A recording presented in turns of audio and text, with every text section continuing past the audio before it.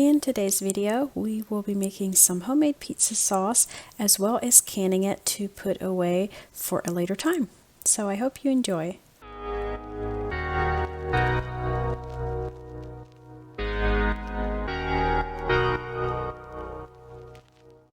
Welcome back everyone to another canning video. So I hope you enjoyed this video as well as you did the last one. We are going to be making some pizza sauce, or like a marinara sauce. We use it for like dipping like breadsticks and that type of thing as well. So we'll need this big kettle for cooking the pizza sauce, and then also a Vitamix or a really strong blender to get everything blended up really well, and then as well as our tomatoes and peppers and onions. So first of all, I'm just going to dump this whole box of tomatoes into the sink, and we're going to get these cleaned. I'm first of all just going to take them through and just rinse them off really well, and then we'll go through and cut out all the bad spots and so forth. And whenever I do canning vegetables and that type of thing, I just like to rinse everything a couple times just to make sure and get all the dirt off and that type of thing. Now I did get these at a local farmer, again, just at a local place here close to us. The tomatoes, the peppers, and the onions all come from there. So I know they're farm raised and they're good quality vegetables, but I still just want to rinse everything off and get everything cleaned and ready to go.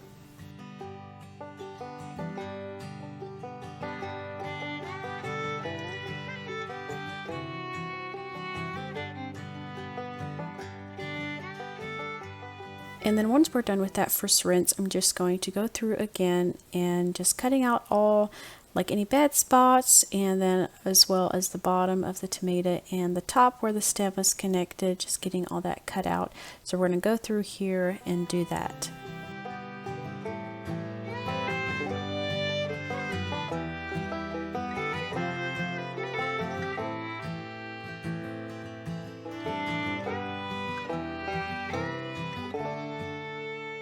And then once we're done with that, I'm going to go ahead and just go through and rinse them one more time before we move on to the next step, which will involve cutting up our peppers and onions as well as washing them, get them ready to go. I'm starting with the onions here, just normally peeling off all the outside layers, and I'm trying to do this really quickly before my eyes start watering. These are some really nice sweet onions, so they weren't too bad, but yeah, you have to do quite a few of them, so it did take a while to get these done.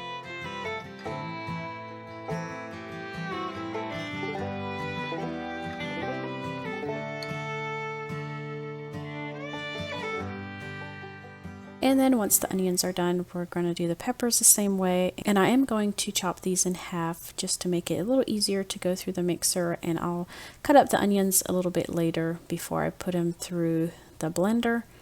And this just helps it to blend up a little faster and a little easier. And now we are ready to run these through the Vitamix. I'm going to start with all the tomatoes and get those juiced up. And the Vitamix does a really good job of juicing your tomatoes with the skins on. It just purees them really nicely, so I'm never worried about having any chunks or anything in with the Vitamix. And you can see here in a little bit how well it chops up. It just chops it up really fine and makes it into a nice juice, which is what we are going to start off with here. And then I'm going to dump it into my little measuring cup over to the side just to keep everything measured. I have a certain amount of cups that I need to put in, so we're going to measure that before dumping it into our big kettle over here and get that all measured out. And then to blend up the onions and the peppers, I'm going to put a little of that tomato juice back into the Vitamix and then chop up my peppers and put those in. And with the tomato juice in, it just helps it to juice up really nicely.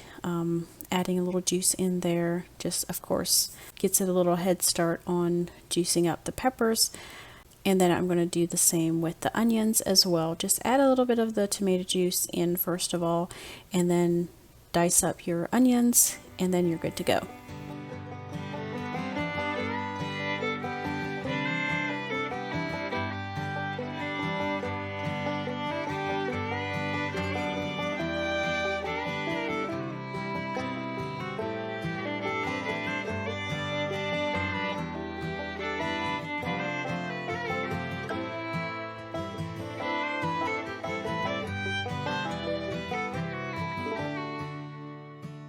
And you can see how fine everything is chopped, and everything is juice, and it's ready to go. So now we have everything mixed in the big pot, and it's pretty full, but as we get it heated, and it'll boil for an hour, and it will boil down quite a bit. So then we can add in the rest of our ingredients and things. But this is what it looks like. We're going to get the burner on, and we're going to start heating this up to boiling point. And you want to just come back every now and then just to give it a good stir. We don't want anything to get burned here on the bottom of this kettle. So yeah, just every once in a while come back and stir it. And here we are at boiling point. It's a good rolling boil, so I'm going to go ahead and just set the timer for 1 hour. And while I was waiting on my hour to be up, in my spare time, I just decided to go ahead and just get some sewing done. I was right there in the kitchen, so I could go over and stir my pizza sauce and then keep on sewing. So this just gave me something else to do while I was waiting on my pizza sauce to cook. So as you can tell, it is starting to boil down. It is getting lower and lower in the pot.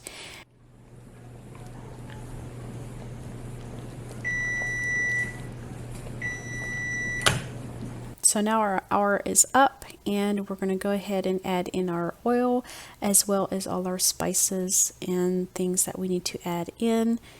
And I will have the recipe for this pizza sauce linked in the description box below for you, so you can go check it out, and then you'll see all the different spices that I added in. And then we're just going to give that a good stir. Then next we're going to be adding in some of the tomato paste. I'm going to be adding 6 cans in right now.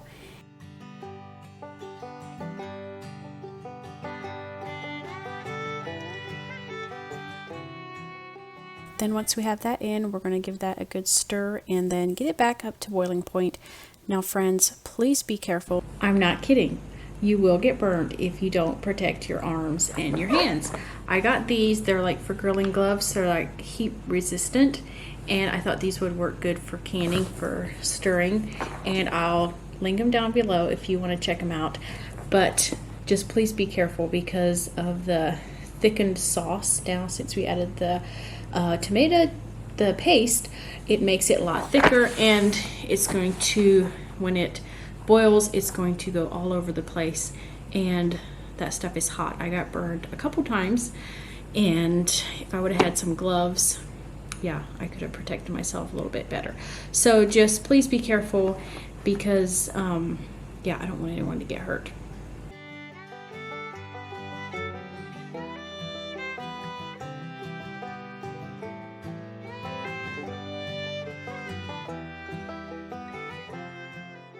Once that is to a good boiling point, then we're going to once again set the timer for 1 hour, and you do have to stir for pretty consistently because it is a little bit thicker now, and we don't want it to get burnt. And then once the 1 hour is up, then we are ready to go on to the next step, and that means adding the rest of our tomato paste in. And I also, as I was stirring it, I would find some of these bay leaves, and then I just picked them out, and I think I got all of them before I started putting them in the jars.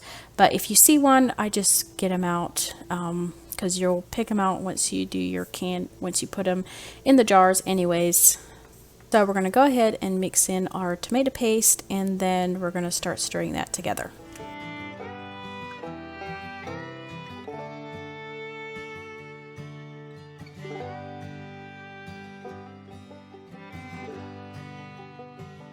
Once we have the rest of our tomato paste added into the pizza sauce, we're going to take a whisk to stir it.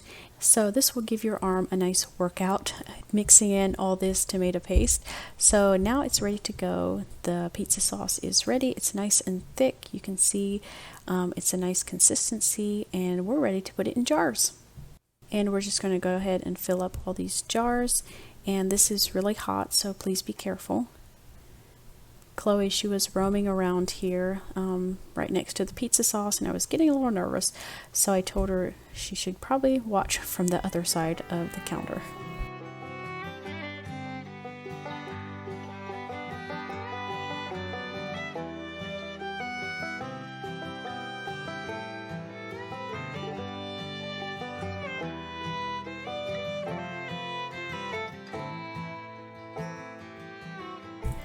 Alright, and then next is putting on all the lids, and I'm going to go ahead and just wash off all these rims. I have a damp paper towel here, and I'm just going around all the rims and just kind of washing them off.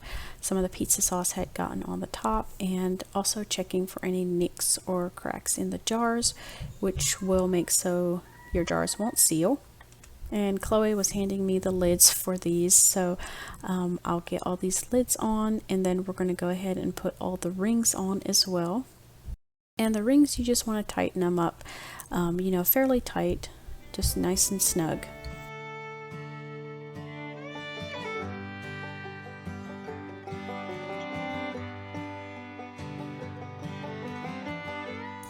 And then I'm going to go ahead and fill this basket here in this cooker, get it all full. I think I can get either 9 pints, maybe it's 10 in per batch.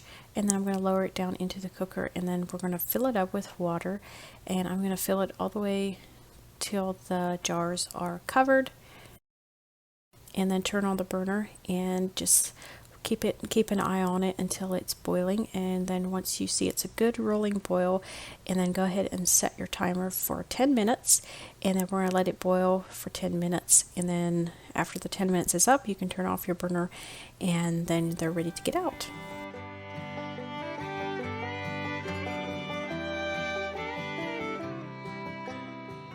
So we're just going to go ahead and get each jar out one at a time, and I'm going to put them over here on this towel to let them rest. I typically let the jars rest for 12 to 24 hours. You just want them long enough to where the jars are completely cooled down, and also to where they have sealed. And then the way you can tell if they've sealed is there's a dimple on your lid, and once that is down, when it stays down, you know your jars are sealed. Then after your jars have been sealed, you can take off those rings, and yeah, they're ready to put away for later use. So once we got all those jars out, we're just going to fill this up again, this basket, put it back in to the cooker, and then once our 10 minutes is up again, we're going to keep getting our jars out. We're going to keep repeating this process until all the jars are canned. And here is our finished product. They're resting, and I'm going to go ahead and just place a towel over top of them, just to give them a little darkness, and they're ready to go. So that is basically it, how you can some pizza sauce or marinara sauce, whatever you want to call it. So that is how you go from these ingredients to this product, and this is such a nice product to have on hand for later use. Now I hope you enjoyed this video, and hopefully you got some good tips and maybe a new recipe to try. I hope you enjoyed. Have a good day. Bye.